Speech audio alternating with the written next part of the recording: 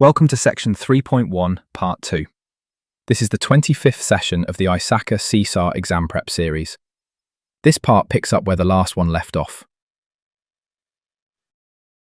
Now we'll cover how you size, schedule, and control a project. We'll answer several questions. How do you estimate what a project will cost? How do you measure the size of the software? How do you build and track a schedule? How do you keep scope, spending, and risk under control? And how do you close a project cleanly? Why does this matter beyond the exam? Because shaky estimates and loose control sink projects.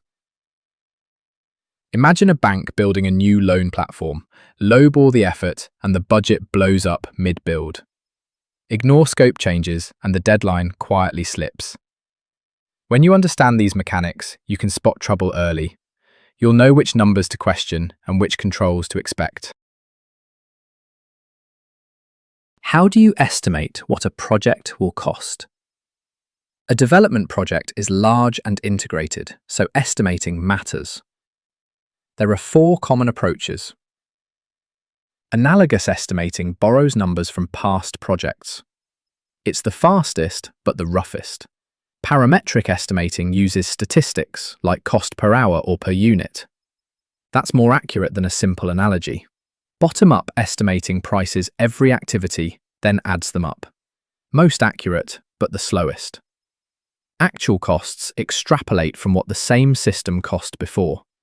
Match the method to how much precision you actually need. How do you measure the size of the software? Size estimation guides resources, time, and cost. The old way counted source lines of code. That single number breaks down for complex systems, so multiple point techniques were created. The main one is function point analysis. It sizes a system by what the user sees and touches: inputs, outputs, inquiries, files, and interfaces. Each is rated simple, average, or complex, then totaled. So it's an indirect measure of size, not a line count. It works well for business applications. It works less well for things like operating systems. You won't compute one on the exam. You just need to know what it does. How do you turn estimates into a budget? Break each task into the effort it demands. Count personnel hours by type and machine hours. Add external costs like third-party tools or contractor fees. Then budgeting is 2 simple steps. Sum the effort phase by phase. Multiply those hours by the right hourly rate. Automated tools can help, using cost drivers like staff experience. How do you build a schedule? Budgeting totals the effort. Scheduling sets the order between tasks. You anchor each task to an earliest start and a latest finish. Run tasks in parallel wherever the logic allows. And allow for real-world gaps like holidays or hiring time. You can draw the schedule a few ways. A Gantt chart shows tasks along a timeline.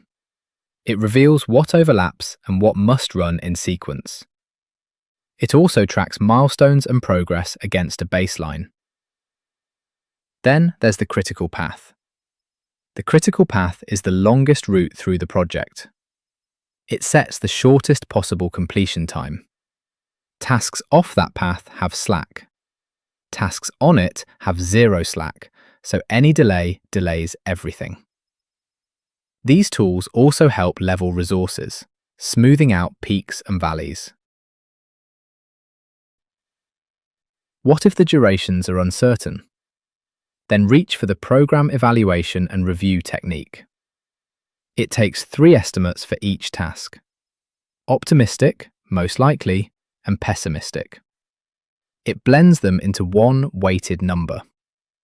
That suits projects like complex software or research work. It also lets you attach probabilities to the timeline. What if speed is the priority? Then consider time box management.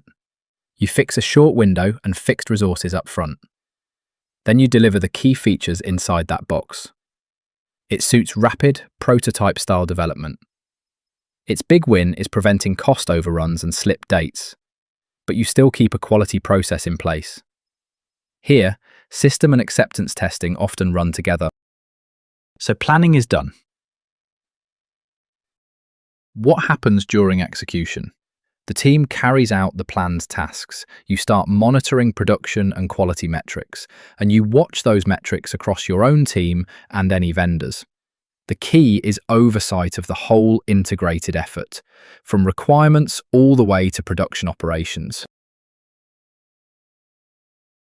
How do you keep scope, spending, and risk under control? This is where projects are won or lost. Start with scope. Scope changes ripple into schedule and budget, so changes need a formal process. Only stakeholders may submit a change request. The project manager assesses the impact. A change advisory board then recommends yes or no, and the sponsor gives the final word. Next, resource usage. You measure how the budget is actually being spent. A technique called earned value analysis helps here. It compares budget, actual spend, and the cost still to come. Picture a 3-day task with 8 hours a day. After day 1, ask how much time is still needed. If the answer tops 16 hours, you're already overrunning. Then there's risk. Risk is an uncertain event that could hit the project. Split it into 2 buckets. Risk to the business benefits, owned by the sponsor, and risk to the project itself, owned by the project manager. How do you close a project cleanly? Every project has a finite life. At the end, the system passes to users and support staff. Any open issues get assigned to a named owner. The sponsor confirms the system is ready for delivery. You hand over documentation and capture lessons learned. Don't confuse 2 reviews here. A post-project review happens right at closure. A post-implementation review comes later, once benefits show up. That later review uses measures like total cost of ownership and return on investment. So where do you fit as the auditor? Ideally, you're active across the life cycle. You learn the system well enough to spot weak points. If controls are missing, you flag it to the team and management. You review test plans, results, and change records. You check separation of duties and production library security. And you take part in the post-implementation review. But remember the independence line from part 1. Advise where you can without compromising a future audit. So let's bring it together. Estimating sets realistic cost and size up front. Scheduling tools reveal the critical path and the slack. Time boxing trades scope flexibility for speed. Controlling guards scope, spending, and risk during the build. And clean closing captures the value and the lessons. Master this and you can challenge a project plan with confidence. The MCQs covering all the topics and concepts from this session are available on RooCloud.com. Practice the chapter-specific MCQs before moving on to the next session. Thanks for watching. If you have any questions or feedback, post a comment below or email us. I will see you in the next session.